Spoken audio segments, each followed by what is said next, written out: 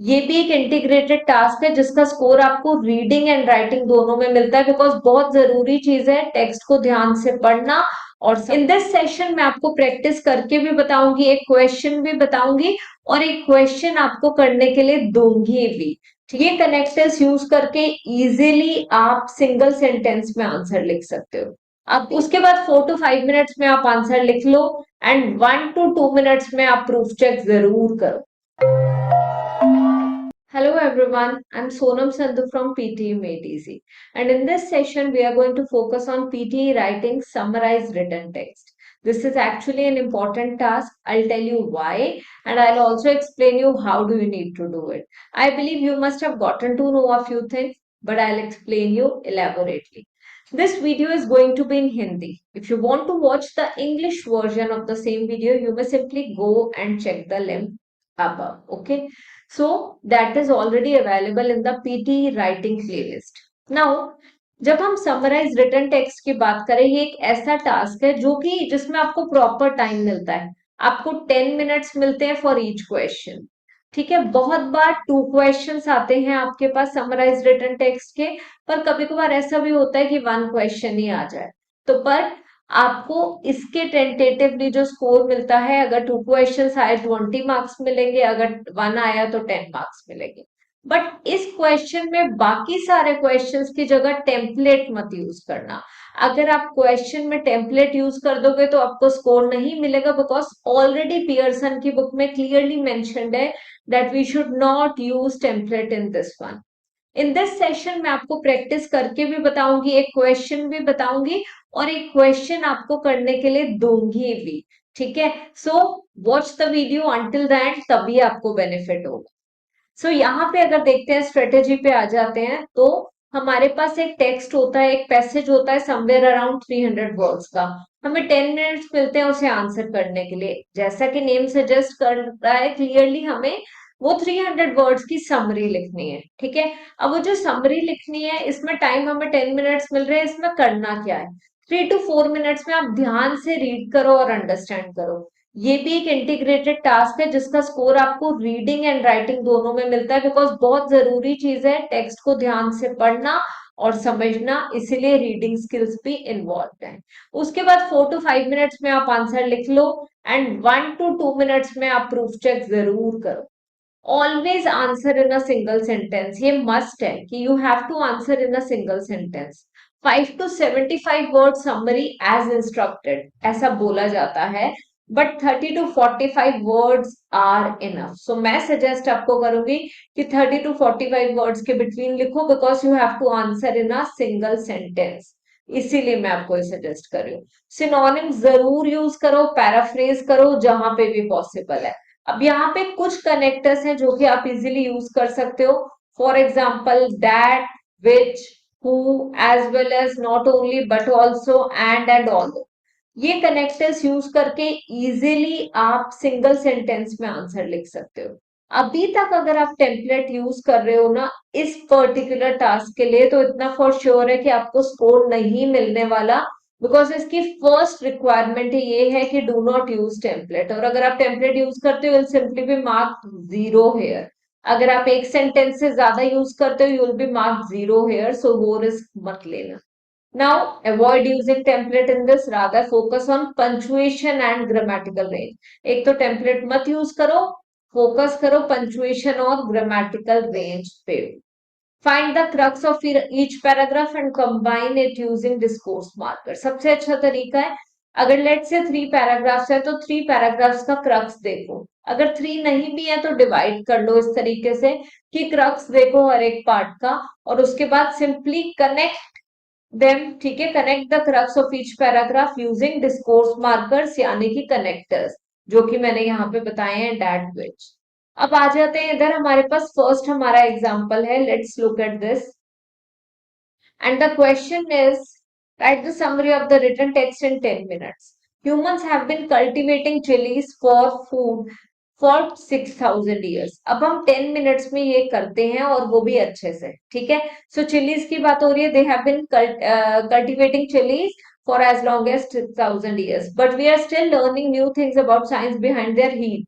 कि चिलीज में हीट का ऐसा क्या है and how it reacts with our body. In the late 1990s scientist identified the pain nerves that detect capsaicin. Okay, so उन्होंने clearly बोला कि क्या है जो कैप्साइसिन के लिए ठीक है डिटेक्ट करता है. द केमिकल इन चिलीज, ये केमिकल है जो कि रिस्पॉन्सिबल है बर्निंग सेंसेशन जो होता है माउथ में चिली खाने के बाद उसके लिए. But it's only during the last few years that scientists have also learned why chilies evolved to be spicy in first place. So basically scientists ने ये सीख लिया है कि चिली स्पाइसी क्यों है फर्स्ट प्लेस में. And they have managed to cultivate new varieties that are up to 300 times hotter than the common element. तो वो कह रहे हैं कि 300 वेराइटीज उन्होंने अभी तक कल्टीवेट करी है जो कि क्या है, इवन कॉमन है gel allopanosy. Okay, this is what they are saying. Scientists have also learned. Okay, now हमारे पास ये फर्स्ट पैराग्राफ है, हमने समझ लिया. अब सेकंड पैराग्राफ है वो समझेंगे और उसके बेसिस पे करेंगे. हमने क्या करा यहाँ पे, सिंपली मुझे लगा कि मेन पार्ट तो यही है, वो ये बात करें कि जो हीट है चिलीज में वो क्यों है. तो scientist have also learned why chilies evolve to be spicy in first place. ये हमारा क्रक्स हो सकता है. नेक्स्ट पे आ जाते हैं. The hottest part of chili is not seed. ठीक है, हॉटेस्ट पार्ट सीड नहीं है. Many people think so, but वो जो व्हाइट फ्लैश होता है जहां पे सीड्स लगे होते हैं जो हाउस करते हैं सीड्स को, उसे बोलते हैं प्लेसेंटा. वो है hottest part. Okay, but why did chilies evolve to be hot in first place. क्यों चिलीज हॉट है फर्स्ट प्लेस में, हमने बात यही करी है ना यहाँ पे. Have learned why chilies evolve to be spicy in first place. So answer यहाँ पे है मोस्ट साइंटिस्ट बिलीव ठीक है, capsaicin acts mainly as a deterrent against would be mammal predator such as rodents. वो कह रहे हैं कि एक डेटरेंट की तरह एक्ट करता है ये जो एलिमेंट है. और इस चीज की वजह से क्या होता है कि जो मैमल्स हैं, ठीक है, प्रेडेटर्स हैं, रोडेंट्स हैं जो खराब करते हैं इनकी फसल को, वो जो है वो डेटर होते हैं, वो रुक जाते हैं. ठीक है, but recent research suggest this may not be true the whole story. वो रिसेंट रिसर्च से पता चला कि ये पूरी स्टोरी नहीं है.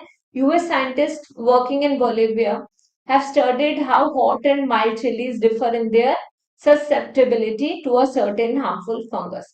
So वो वेरी करता है हॉट और माइल्ड चिलीज का कि वो कितना उसको हार्मफुल फंगस को सस्टेन कर पाते हैं. ठीक है, या एक्सेप्ट कर पाते हैं.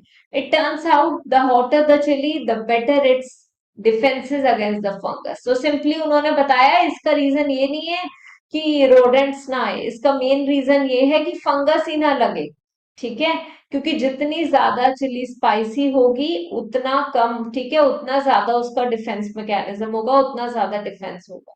ठीक है, leading the researchers to propose that heat may have evolved to help chilies deal with harmful microbes as well as hungry mammals. So clearly ये पता चला, हमें दो चीजें पता चली. एक पता चला कि ये स्पाइसी है फर्स्ट प्लेस में, फिर पता चला कि ये डेटरेंट करता है एज प्रेडेटर्स को जो वो प्लांट्स खाने आते हैं. और एक फाइनल वर्जन ये पता चला कि ये हार्मफुल माइक्रोब्स को किल करने में, डील करने में हेल्प करते हैं. तो हम कैसे लिखेंगे वो समझो. फर्स्ट सेंटेंस लिखो पहले, सिंपली पैराफ्रेज करो. ठीक है, कैसे पैराफ्रेज करोगे, हमने 4 मिनट्स में रीड एंड अंडरस्टैंड कर लिया और यही हमें करना था. अब पैराफ्रेज करेंगे. साइंटिस्ट आर, ठीक है, हैव ऑल्सो लर्न की जगह आर ट्राइंग टू कॉम्प्रीहेंड, मतलब अंडरस्टैंड करने का ट्राई कर रहे हैं. Why chilies evolve to be so hot when eaten. ठीक है, so hot in the first place की जगह, स्पाइसी की जगह मैंने लिख दिया so hot when eaten, evolve to be so hot when eaten. And although, अब ऑल्दो वाला स्ट्रक्चर यूज कर ले क्योंकि हमें सिंगल सेंटेंस में आंसर लिखना है तो हमें यही स्ट्रक्चर यूज करना पड़ेगा. कोई भी क्वेश्चन आ जाए बस आप सेम स्ट्रक्चर यूज कर लो. ठीक है, पहले एक सेंटेंस सिंपल सा सेंटेंस कर लो. ठीक है, देन ऑल्दो वाला यूज कर लो एंड यूज करके. And although many scientist still believe, most की जगह मेनी साइंटिस्ट स्टिल बिलीव, ठीक है, the hotness is to deter. वो स्टिल बिलीव करते हैं कि हॉटनेस क्यों है, is to deter mammals from eating the plants, is to deter mammals from eating the plants. वही चीज उन्होंने बताई है यहाँ पे, इज टू डू दिस. ठीक है, कॉमा रिसेंट रिसर्च सजेस्ट. अब this is what many scientist ने बोला कि हॉटनेस है मैमल्स को डेटर करने के लिए कि वो प्लांट्स को खराब ना करें. बट रिसेंट रिसर्च ने बताया, ठीक है, comma Recent research suggests it also developed as a defense against harmful microbes. So क्या हुआ? It also developed as a defense against harmful microbes. Okay, so हमें अपना आंसर मिल गया. We can simply use a structure like such. तो आपने क्या करा है, आप ध्यान से समझो इस चीज को. ऑल्दो वाला स्ट्रक्चर यूज करा है और बिगिनिंग में एक लेंदी सेंटेंस लिख दिया और समझा दिया, बीच में एंड यूज कर दिया. एंड ऑल्दो यूज करके आप इजीली इसे आंसर को लिख सकते हो. सो 4 मिनट्स में अच्छे से समझो, फिर नेक्स्ट 4 मिनट्स में राइट करो एंड एंड में प्रूफ चेक करो और उसे करेक्ट करो. ठीक है. अब अगर हम इस क्वेश्चन पे आ जाते हैं, spurred by the sense that disorderly behavior among students in South Euclid, okay, was increasing. ठीक है. So disorderly behavior among students was increasing. The school resource officer reviewed data. ठीक है, रिव्यू करा उन्होंने data regarding referrals to the principal's office. He found that the high school reported thousands of referrals a year for bullying. ठीक है. सो इतने referrals आते हैं for bullying. Okay. Police data showed that juvenile complaint about disturbances, bullying and assaults after school hours had increased 90%. So major जो sentence है ना, बस उन्हें आप क्या करोगे, उन्हें आप हाईलाइट कर लोगे या बोल्ड कर लोगे. फॉर एग्जाम्पल अगर हम यहाँ पे बात करें तो मेन क्या है, डेटा रिगार्डिंग. ठीक है.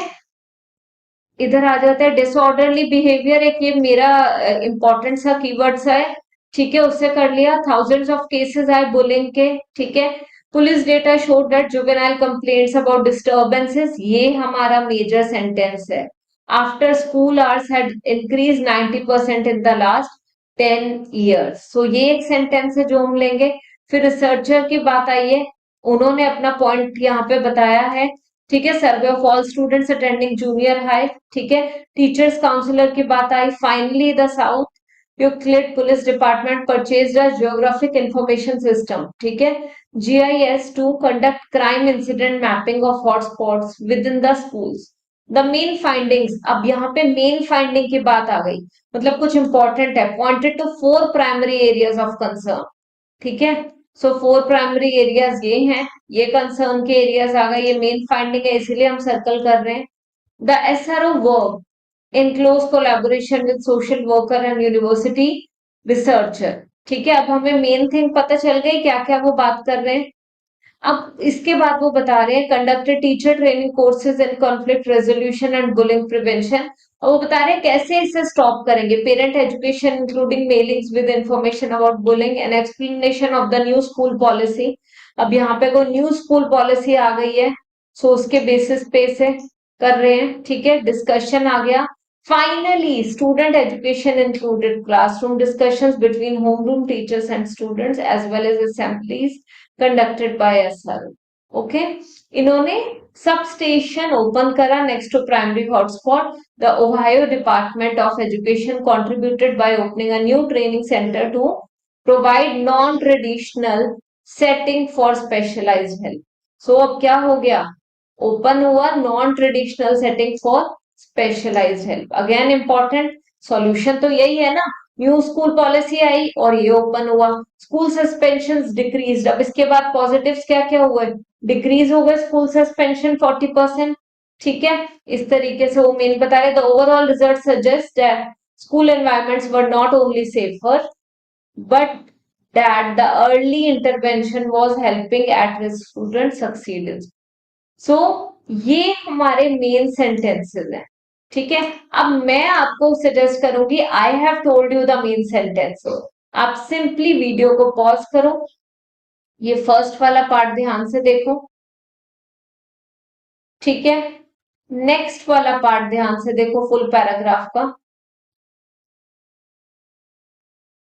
एंड नाउ आपने क्या करना है, इसका सैंपल आंसर लिखना है. किस तरीके से लिखना है, सेम थिंग, 1 सेंटेंस में आंसर लिखना है. पॉइंट्स एक्सप्लेन करो. सबसे पहले पॉइंट 1 आएगा आपका. पॉइंट 1 हमारा क्या था, पुलिस डेटा शोड दैट. ठीक है. Police data showed that disturbances bullying, वो वाला पॉइंट. फिर आएगा एंड ऑल्दो. अब उसके बाद ऑल्दो वाला लग जाएगा. Although the problem. ठीक है. वो प्रॉब्लम ऑफ द कंसर्न बता दोगे. Although the 4 primary areas of concerns, ठीक है, ऑफ कंसर्न. ठीक है. Are this and this. Comma, फिर क्या आएगा, a new training centre has been open, ठीक है, अ न्यू ट्रेनिंग सेंटर, ठीक है, has been open for specialised help. बस इस तरीके से आप लिख सकते हो, ठीक है, बट नॉट ओनली सेफर, आपने सेम स्ट्रक्चर यूज करके सेंटेंस लिखना है, समरी लिखनी है, you have to share with me in the comment section. आप शेयर करोगे और अगर मुझे लगा कि आपका आंसर बिल्कुल परफेक्ट है तो मैं थम्स अप दूंगी, परफेक्ट नहीं है थम्स डाउन दूंगी, और आप दोबारा से वीडियो देख के दोबारा से मुझे आंसर शेयर करोगे। ये बहुत ही इंपॉर्टेंट टास्क है, बस इतना ध्यान रखना कि इसमें टेम्पलेट्स कभी भी यूज नहीं करने, अगर टेम्पलेट यूज करा तो 0 मार्क्स मिलेंगे, अगर वन सेंटेंस से ज्यादा करा तो 0 मार्क्स मिलेंगे। बस ये सेम कनेक्टर्स यूज करो जो मैं बता चुकी हूँ, that which who as well as not only but also या ऑल्दो। अगर दो चीजें बताई हैं उन्होंने, not only but also use कर लो, अगर ऑल्दो वाली थिंग आ सकती है, कुछ कॉन्ट्रास्टिंग चीजें बताई हैं, अलग अलग चीजें ऑपोजिट इन्फॉर्मेशन दी है तो ऑल्दो यूज कर लो। 30 to 45 वर्ड से ज्यादा में बिल्कुल भी मत लिखना, and you are good to go, आप इजीली फुल मार्क्स लेके आ सकते हो PT summarise written text. So that's all for this session. अगर ये वीडियो अच्छी लगी हो तो please share it with others, and if you have not subscribe to the YouTube channel, simply subscribe it today, और आप मेरा पीटी रीडिंग का full mock test and PT free full course जाके चेकआउट कर सकते हो। The link is available above. Thank you so much, I will see you in the next video.